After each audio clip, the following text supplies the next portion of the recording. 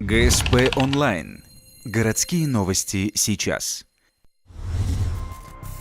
24 октября в полицию Ухты поступило заявление от жительницы поселка Тобысь.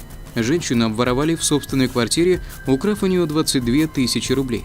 Населенный пункт находится далеко от города и не имеет гостиницы. Две женщины и мужчина попросились к пожилой жительнице поселка на ночлег. Гости представились продавцами платков. Целый день они ходили по домам, а вечером завязали беседу с хозяйкой. Одна из воровок заявила, что она гадалка, предложив женщине вылечить ее за некоторую сумму денег. Данной бабушке был продемонстрирован такой фокус. Ее попросили принести святую воду, которая, естественно, хранится у любого пожилого человека. Она принесла, ее налили в баночку, и, видать, какой-то реактив подсыпав, эта баночка сделалась в ее руках теплой.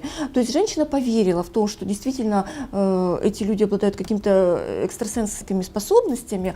И в связи с этим принесла им настоящие денежки, дала им 2000 на то, чтобы они какое-то лечение для нее оказали. Правда, денег псевдогадалка не взяла, сказав, что за такую маленькую сумму она работать не станет. Манипуляция была проделана лишь для того, чтобы узнать, где пенсионерка хранила свои деньги. Впоследствии, когда доверчивая женщина с одним из преступников смотрела телевизор, мошенницы обменяли ее банкноты на поддельные купюры банка приколов. Ранним утром они покинули квартиру вместе со сбережениями доверчивой пенсионерки. Преступники приехали на черном автомобиле марки Део с номерами Вологодской области.